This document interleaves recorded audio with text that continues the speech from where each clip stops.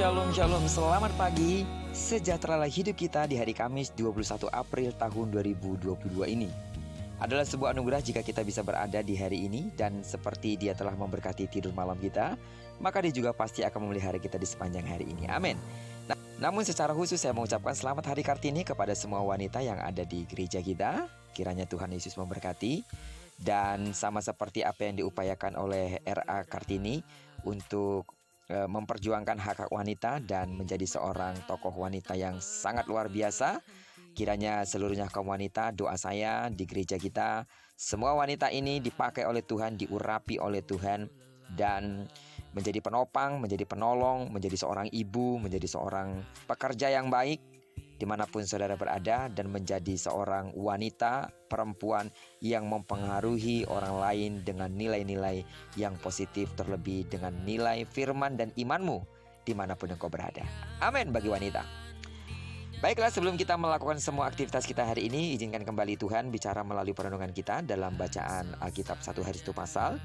Yang akan kita ambil hari ini pembacaan 10 hari bersama Esther.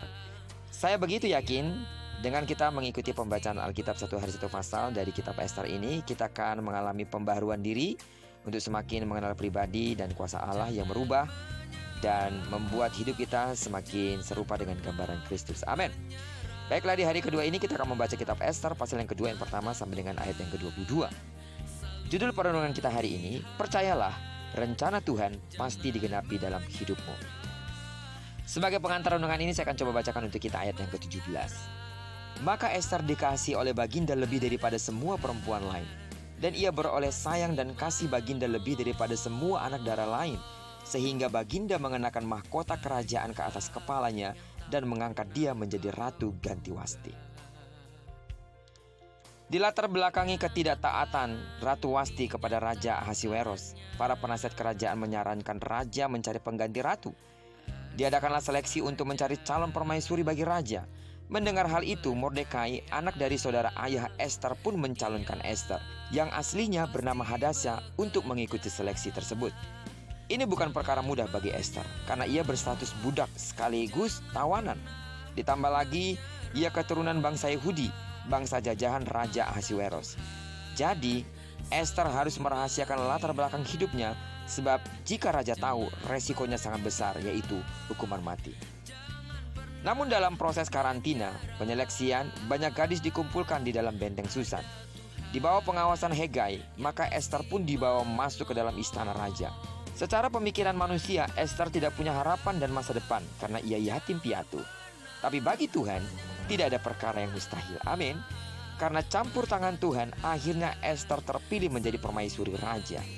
Pengangkatan Esther menjadi permaisuri raja adalah bukti betapa dahsyatnya kuasa Tuhan. Mengapa Tuhan memilih Esther? Karena Tuhan hendak menolong bangsa Israel dari penindasan bangsa Media Persia. Esther dipilih karena ia punya ketaatan dan kerendahan hati. Karakter inilah yang membedakan Esther dengan gadis-gadis yang lain.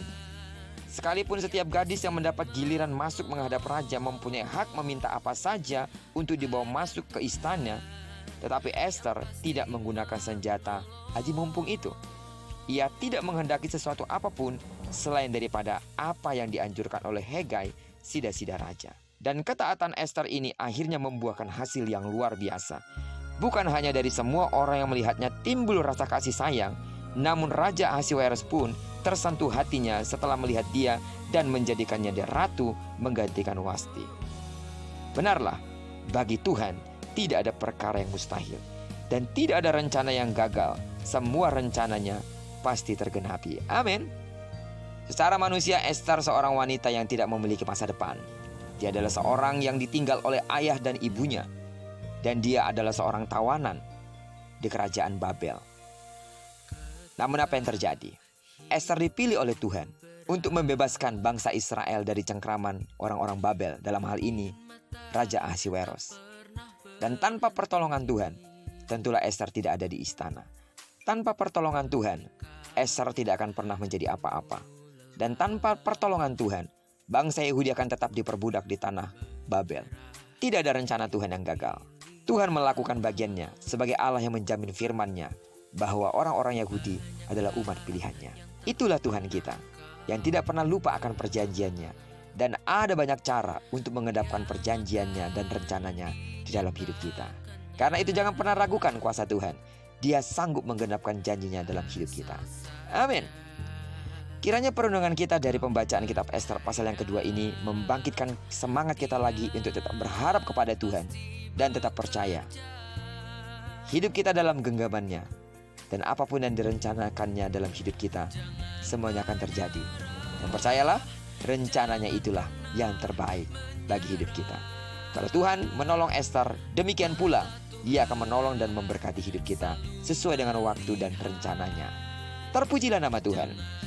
Diberkatilah kita sepanjang hari ini dan digenapi firman yang berjanji bahwa apa yang dikerjakan tangan kanan dan tangan kiri kita dibuat berhasil.